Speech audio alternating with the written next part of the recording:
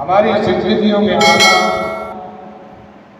یہ اس لیے آتا ہے کہ تاکہ ہم رمضان المبارک کی برکات کو سمیٹ سکیں، تاکہ ہم اللہ کی رحمت کے طلبگار ہوں، تاکہ ہم اللہ سے اپنے گناہوں کی بخشش کروا کر جنت الفردوس میں اپنی جگہ بنائیں اور جہنم سے چھٹکارا نصیب فرمائیں۔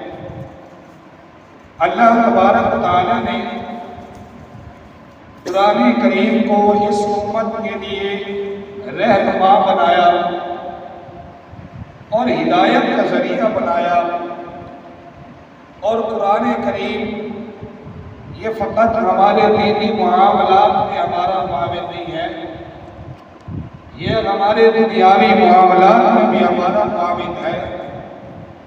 قرآن کریم فقط ہمیں نماز، روزہ، حج، زکوٰۃ کے بارے میں نہیں بتاتا، قرآن کریم ہمیں والدین، ازدواجی زندگی، اولاد کے حقوق، پڑوسیوں کے حقوق، معاملات، معاشرات، معاشیات سب کچھ بتلاتا ہے۔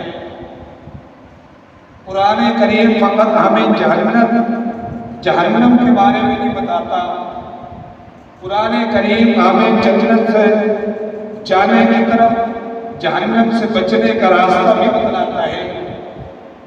قرآن کریم فقط ہمیں دینی معاملات میں، دنیاوی معاملات کے بارے میں بھی بتلاتا ہے۔ بات فقط اتنی ہے کہ ہم نے قرآن کو اس معنی میں سمجھا ہی نہیں جس معنی میں قرآن کو سمجھنا چاہیے تھا، ہم نے قرآن کو اس طرح پڑھا ہی نہیں جس طرح قرآن کو پڑھنا چاہیے تھا، ہم نے قرآن پر اس طرح سرچ کیا ہی نہیں جس طرح قرآن کو سرچ کرنا چاہیے تھا۔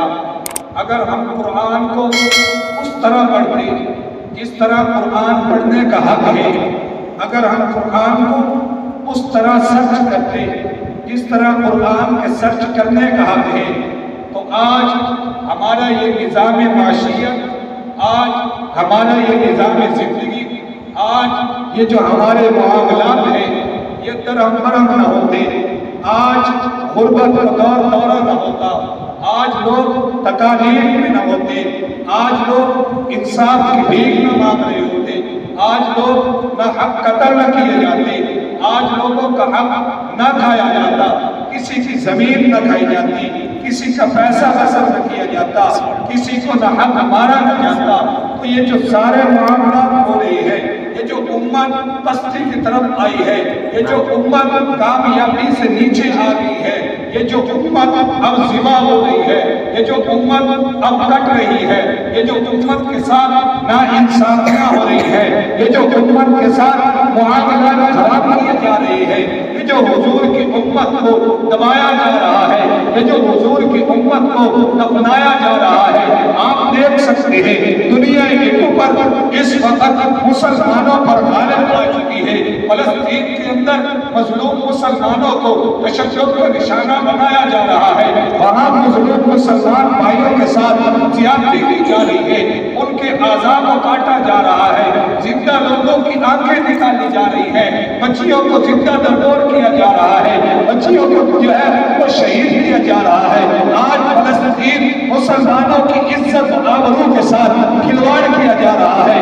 آج پاکستان اور باقی جو اسلامی ممالک ہیں وہ اس بات پر خاموش ہیں، وہ آواز نہیں اٹھا رہے، وہ کوئی بات نہیں کر رہے، وہ ان کا دفاع نہیں کر رہے۔ بات وقت اتنی ہے کہ ہم نے قرآن کو چھوڑ دیا، بات وقت اتنی ہے کہ ہم نے اسلام کو چھوڑ دیا، بات وقت اتنی ہے کہ ہم نے جو ہے وہ راستے چھوڑ دیے۔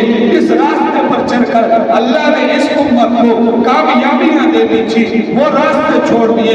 اس راستے پر ہمارے لیے فتح اور نصرت تھی، اس وجہ سے آج ہم پستی کی طرف، سبحان اللہ، آج ہم غلامی کی زندگی گزار رہے ہیں۔ غلامی اس بات میں نہیں ہے کہ ہمیں نماز کوئی نہیں پڑھنے دیتا، غلامی اس بات کی تو نہیں ہے کہ ہمیں روزے کوئی نہیں رکھنے دیتا، غلامی اس بات کی بھی نہیں ہے کہ ہم حج نہیں کر سکتے، غلامی اس بات کی بھی نہیں ہے لیکن ہم جو ہے دین پر کام نہیں کر سکتے. ہمیں ہر طرف سے دینی معاملات میں تو آزادی ہے. ہمیں اگر غلامی ہے تو فقط ہمارے روزگار کی غلامی ہے. ہمیں اگر غلامی ہے اپنے اقدار کہنے کی غلامی ہے جو ہمارے اندر ہمارے حقوق کو مٹا دی. اگر یہ امت اللہ کے دیے ہوئے بھیجے ہوئے احکامات پر عمل کرنے لگ جائے اور حقوق العباد کا اہتمام کرنے لگ جائے, حقوق اللہ کو پورا کرنے کی کوشش میں لگ جائے, اللہ کو راضی کرنے میں لگ جائے, اللہ کے رسول صلی اللہ علیہ وسلم کو راضی کرنے میں لگ جائے, اپنے بہن بھائی رشتہ دار والدین کے حقوق کو ادا کرنے کی کوشش میں لگ جائے, ایک دوسرے کے لیے دل سے کینہ بغض عداوت حسد کو نکال کر باہر پھینک دے, تو یہ امت آج بھی کامیاب ہو سکتی ہے, لوگ آج بھی کامیاب ہو سکتے ہیں. لیکن ہمیں جس چیز کی آزادی تھی, ہمیں نماز کی آزادی تھی, ہم نے 5 وقت کی نماز کو جمعہ کی نماز پر موقوف کر دیا. جس طرح کے عیسائی کرتے ہیں, یہود و نصارہ کرتے ہیں کہ ہفتے میں ایک دن مقرر کر رکھا ہے انہوں نے, وہ ایک دن میں آتے ہیں, ایک دن عبادت کرتے ہیں, پھر پورا ہفتہ چاہے وہ جو مرضی کرے, شراب پیے, زنا کرے, جوا کھیلے, چوری کرے, ڈکیتیاں کرے, رازدی کرے, جو کچھ مرضی کرے, ان کے یہاں کوئی عبادت نہیں ہوتی, وہ فقط اپنے کو عبادت کرتے ہیں. امت مسلمہ ہے تو کہتے ہیں کہ عصر کی نماز کی کتنی رکھتے ہیں جی, 8 رکھتے ہیں جی, پھر 4 کیوں پڑھتے ہو جی, 4 اس لیے پڑھتے ہیں کہ دوسری جو 4 سنتے ہیں, پڑھ لے تو ثواب ہے, نہ پڑھے تو گناہ کوئی نہیں, ہم انہیں اس لیے چھوڑ دی. دوسرا کہتے ہیں عشاء کی کتنی رکھتے ہیں جی, 17 رکھتے ہیں, پڑھتے کتنے ہیں جی, ہم تو فقط جو ہے وہ 10 12 11 پڑھتے ہیں. کیوں پڑھتے ہیں جی, اگر 4 سنتے پڑھ لیں تو فاتحہ, نہ پڑھے تو گناہ کوئی نہیں. یہ کہہ کر امت نے وہ 4 رکعتیں سنتیں چھوڑ دی, نفل پڑھ لیں تو ثواب ہے, نہ پڑھے تو گناہ کوئی نہیں. ہم نے وہ نفل چھوڑ دیے تو امت کو نماز کو گھٹاتی گھٹاتی پوری نماز اٹھا دی. سبحان اللہ. یہ کس طرح ہو سکتا ہے میرے, ہم کس طرح کامیاب ہو سکتے ہیں, ہم کس طرح کامیاب ہو سکتے ہیں. ہم نے روزہ رکھ لیا, روزہ رکھا, بستر لیا اور سو گئے, اور پھر جو ہے عصر کے بعد اٹھے اور نہایا دھویا اور پھر آ کر دسترخوان پر بیٹھ گئے, نہ کوئی نماز, نہ کوئی جو ہے اللہ کا ذکر, نہ کچھ. یہ کیسا روزہ ہے؟ اور اگر ہے تو پھر کیا ہے کہ ہم نے جو ہے ہم سے کسی نے بات کی تو ہم اس بات میں غصہ ہوئے. جب ہم غصہ ہوئے تو ہمیں دوسرے نے کہا بھائی غصہ کیوں ہوتا ہے, اور بھائی جھگڑا کیوں کرتا ہے, اور یار میرا روزہ تھا اس نے میرا روزہ خراب کر دیا. اور بھائی تیرا روزہ تھا تو تمہیں اپنی زبان کو کنٹرول کرنا تھا نا, روزہ تو زبان کا تھا, تو برداشت کرتا. روزہ اسی چیز کا نام ہے نا, برداشت کرنے کا. بھوک برداشت کرتے ہیں, پیاس برداشت کرتے ہیں, تو کسی کی بات کو برداشت کیوں نہیں کر سکتے. حضور علیہ السلام جا رہے تھے, ساتھ صحابہ بھی جا رہے تھے, تو پاس سے جنازہ گزرا, تو لوگ کہنے لگے کہ یار یہ بندہ بڑا نیک تھا, یار یہ لوگوں کی جو ہے نا حیثیت سے پاک تھا, یہ لوگوں کے ساتھ اس کا اٹھنا بیٹھنا کہنا سننا جو ہے وہ بیٹھنا یہ بڑا اچھا تھا, اس کا رویہ بڑا اچھا تھا. آپ صلی اللہ علیہ وسلم نے فرمایا وجبت. پھر ایک دوسرا جنازہ گزرا تو لوگ کہنے لگے کہ یار یہ بندہ جو ہے نا یہ بندہ بڑا خراب تھا, اس کا لوگوں کے ساتھ اٹھنا بیٹھنا معاملات ٹھیک نہیں تھے, لین دین ٹھیک نہیں تھا, بول چال ٹھیک نہیں تھا. آپ علیہ السلام نے پھر فرمایا وجبت. حضرات صحابہ کرام رضوان اللہ تعالیٰ علیہم اجمعین نے پوچھا کہ یا رسول اللہ, جب آپ نے پہلا جنازہ گزرا تو آپ نے فرمایا وجبت, پھر دوسرا جنازہ گزرا آپ نے پھر فرمایا وجبت, کہ واجب ہو گیا. کیا ماجرا یا رسول اللہ, کیا چیز واجب ہو گئی؟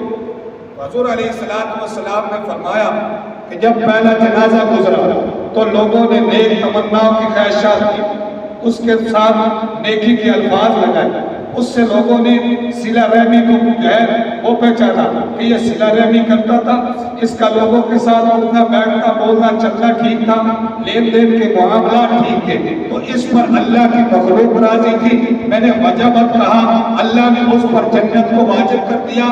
جب دوسرا جنازہ گزرا تو لوگوں نے یہ کہا کہ اس کے لوگوں کے ساتھ معاملات ٹھیک نہیں تھے، اس کا لین دین کا معاملہ ٹھیک نہیں تھا، اس کا بول چال ٹھیک نہیں تھا، اس کا چال چلن ٹھیک نہیں تھا، اس کا رہن سہن ٹھیک نہیں تھا۔ تو جب اللہ کی مخلوق اس پر ناراض تھی تو اللہ نے اس پر جہنم کو واجب قرار دے دیا، اس لیے میں نے وجبت کہا۔ سبحان اللہ۔ آپ علیہ السلام نے فرمایا کہ جو شخص مجھے دو چیزوں کی ضمانت دے دے، دو چیزوں کی، میں اس کو جنت کی ضمانت دیتا ہوں۔ اگر دنیا کے معاملات کے اندر ہمیں کوئی بندہ کہہ دے کہ یار میں تیری 5 لاکھ کی 10 لاکھ کی 50,000 کی میں تیری ضمانت لیتا ہوں، تو ہم کہتے ہیں بھائی ٹھیک ہے، مجھے تیری ضمانت منظور ہے، یا میری نہیں، آپ کہتے ہیں جی اس بندے کی ضمانت دے دیں، اس بندے کی ضمانت دے دیں، فلاں کی ضمانت دے دیں، فلاں کی، مطلب کہ آپ اپنے با اعتماد بندے پر ضمانت کا جو ہے وہ اعتماد کرتے ہیں تو آپ وہ ضامن لے لیتے ہیں، لیکن جس چیز کی ضمانت حضور علیہ السلام دے رہے اس کی ضمانت ہم کیوں نہیں لیتے؟ آپ علیہ السلام سے بڑھ کر تو کوئی سچا نہیں تھا، آپ علیہ السلام سے بڑھ کر تو کوئی امانت دار بھی نہیں تھا، آپ علیہ السلام سے بڑھ کر تو کوئی رحم دل بھی نہیں تھا، آپ علیہ السلام سے بڑھ کر تو کوئی مشفق بھی نہیں تھا، آپ علیہ السلام مسلمان تو مسلمان کافروں کے ساتھ بھی صلہ رحمی نرم دلی سے پیش آتے۔ اسلام کا سب سے بڑا دشمن ابو جہل ہے، حضور علیہ السلام کا چچا ہے، حضور علیہ السلام کے ساتھ دشمنی ہر وقت رکھتا تھا، اسلام کے ساتھ ہر وقت دشمنی رکھتا تھا، اس کو پتہ تھا حضور علیہ السلام بڑے رحیم ہیں، بڑے رحم کرنے والے ہیں، حضور علیہ السلام بڑے مشفق ہیں، رحمت للعالمین ہیں، حضور علیہ السلام صلہ رحمی کرنے والے ہیں، حضور علیہ السلام حقوق ادا کرنے والے ہیں۔ ایک دن اس نے چال چلی، آپ علیہ السلام کے خلاف تدبیر کی، اس نے ایک گڑھا کھودا، گڑھا کھود کر اس میں پانی ڈال دیا، پانی ڈالنے کے بعد اس کے اوپر پتے بچھا دیے، اس کے اوپر چھوٹی چھوٹی لکڑیاں رکھ دی اور پھر بیمار ہو کر بیٹھ گیا۔ آپ علیہ السلام کی طرف پیغام بھجوایا کہ آج ابو جہل بیمار ہے، اس کو معلوم تھا کہ جب حضور کو معلوم ہوگا کہ ابو جہل بیمار ہے وہ مجھے پوچھنے کے لیے ضرور آئیں گے، چاہے جائے کہ وہ اسلام کا دشمن ہے، چاہے جائے کہ وہ حضور کا دشمن ہے، چاہے جائے کہ وہ صحابہ کو تکلیف دینے والا ہے، چاہے جائے کہ وہ حضور کے یاروں کے ساتھ زیادتیاں کرتا رہا، وہ بیمار ہو کر بیٹھ گیا، لیکن اس کافر کا یقین تھا، اس دشمن اسلام کا یقین تھا کہ وہ مجھے پوچھنے کے لیے ضرور آئیں گے، وہ میری عیادت کے لیے ضرور آئیں گے۔ حضور علیہ السلام کے پاس جب یہ پیغام پہنچا کہ ابو جہل بیمار ہے، حضور علیہ السلام پوچھنے کے لیے اسی راستے پر چل دیے جس راستے پر ابو جہل بیٹھا تھا، اور اسی راستے کے درمیان میں ابو جہل نے گڑھا کھود کر رکھا تھا، گڑھا حضور علیہ السلام کے لیے کھودا تھا، پوچھنے حضور علیہ السلام آ رہے ہیں۔ جب حضور علیہ السلام اس گڑھے کے قریب پہنچے تو اللہ تعالیٰ نے حضرت جبریل علیہ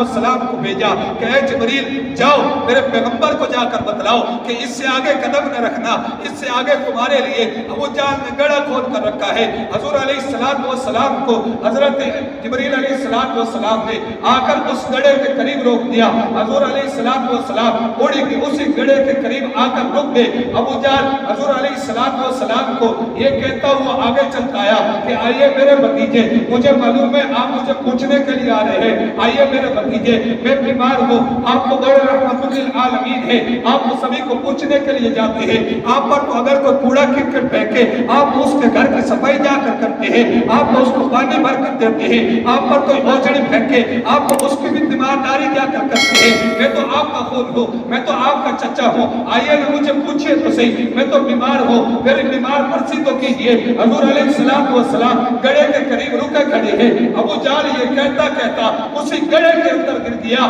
معلوم یہ ہوا کہ اگر کسی کے لیے گڑھا کھودو گے تو خود اس گڑھے میں گرو گے۔ سبحان اللہ۔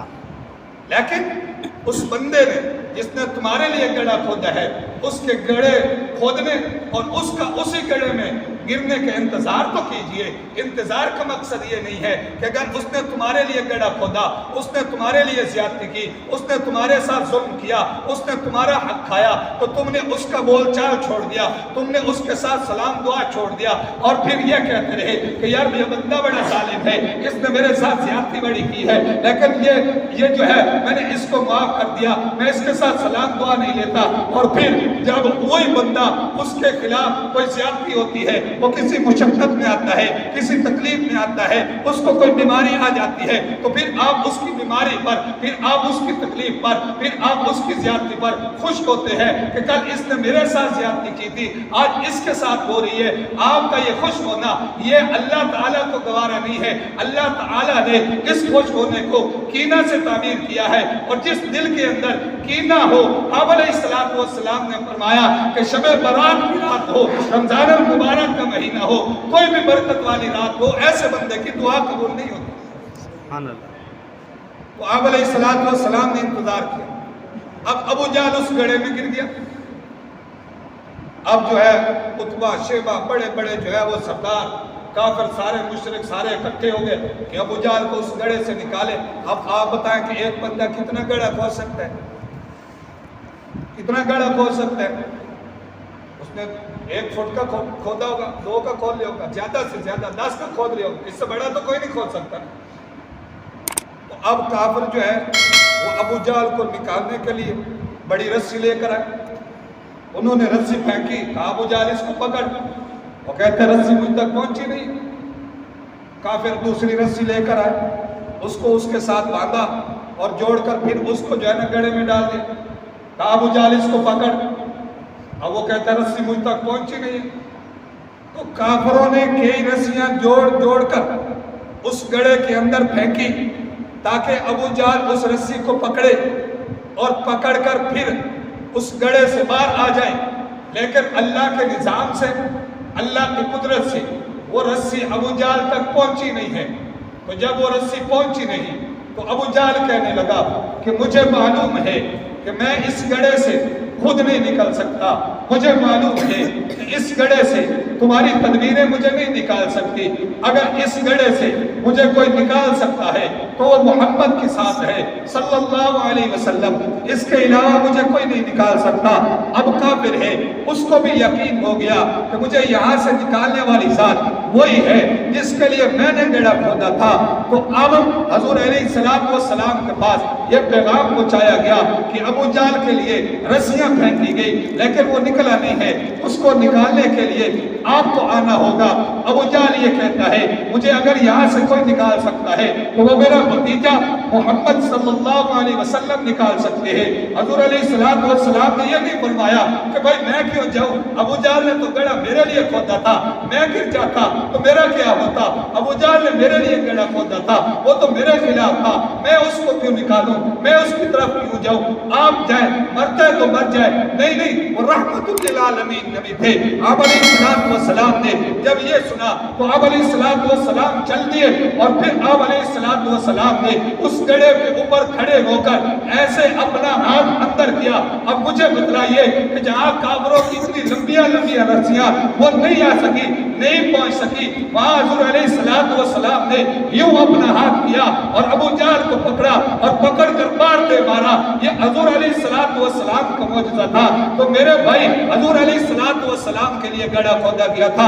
آپ علیہ السلام کے لیے جو گڑھا کھودا گیا، جس نے کھودا وہ اس میں گر گیا. اس کے باوجود آپ علیہ السلام اس کے ساتھ صلہ رحمی کر رہے ہیں، اس کے ساتھ جو ہے نرم دلی سے پیش آ رہے ہیں. تو میرے بھائی ہم اسی حضور کی امت ہیں، تو ہمیں بھی چاہیے کہ ہم اپنے بھائیوں کے ساتھ صلہ رحمی والا معاملہ کریں، دل رحمی سے پیش آئے. اگر کوئی ہمارے ساتھ زیادتی کرتا ہے تو اللہ کی رضا کے لیے اس کو معاف کر دیں.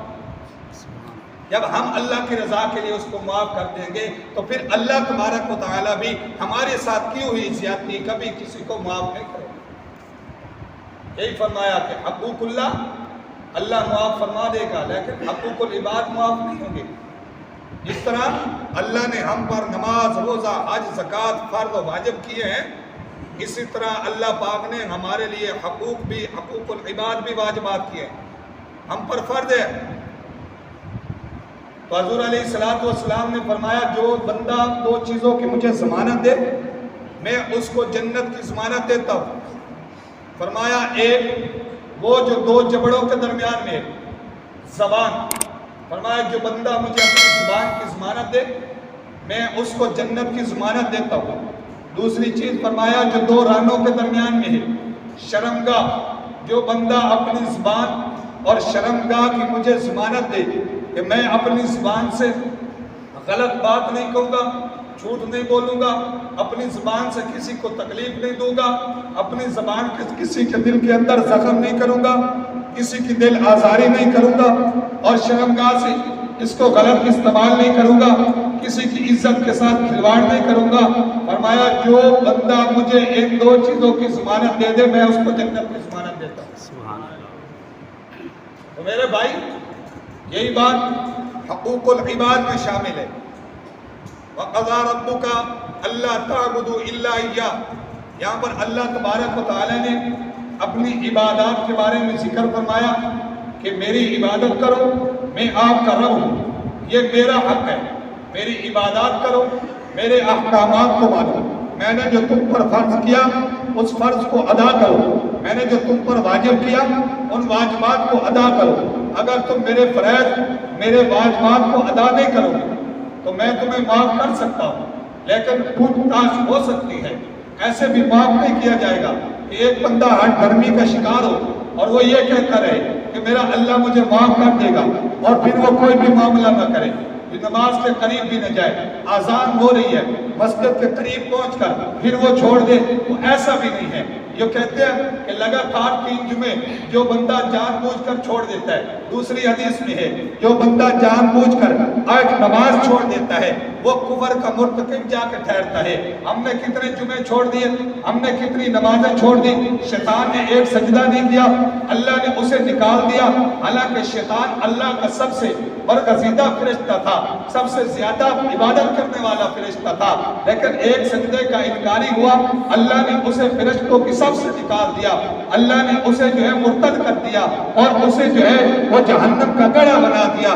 لیکن ہم کتنے سجدے چھوڑ دیتے ہیں کبھی پرواہ نہیں کرتے، ہم کتنے معاملات چھوڑ دیتے ہیں کبھی پرواہ نہیں کرتے، لیکن پھر بھی ہمیں اللہ کی رحمت پر، ہمیں اللہ کی جو ہے وہ بخشنے پر، ہمیں اللہ کے قادر و مطلق ہونے پر یقین ہے کہ وہ ہمارا رب ہے، وہ ہمیں بخشے گا، وہ ہمارا رب ہے، وہ ہمیں معاف کرے گا. اگر ہم کلمہ گو ہیں ہم جنت میں جائیں گے، اگر ہم کلمہ گو ہیں ہم جنت میں جائیں گے، ہمیں حضور کی شفاعت نصیب ہوگی.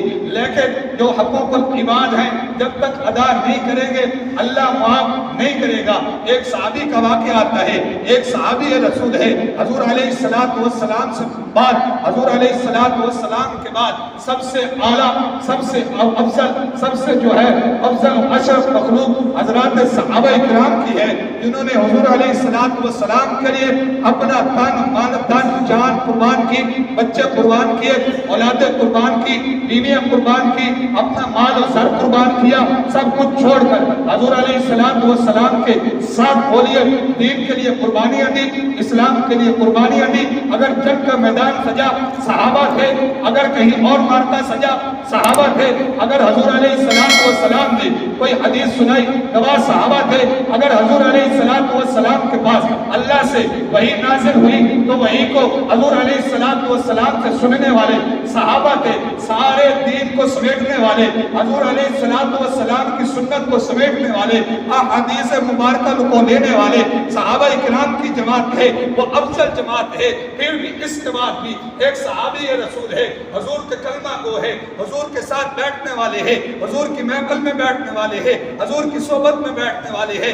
آخری وقت ہے لیکن موت نہیں آ رہی، آخری وقت ہے سانس نہیں نکل رہی، بڑی مشقت میں ہے، بڑی تکلیف میں ہے. حضور علیہ السلام کے پاس اس صحابی کا واقعہ لایا گیا، اس صحابی کا معاملہ لایا گیا کہ یا رسول اللہ اکرمہ تمہارا صحابی ہے، یا اللہ علقمہ تمہارا صحابی ہے، اس کی جان نہیں نکل رہی. حضور علیہ السلام نے فرمایا کہ علقمہ کو لایا جائے.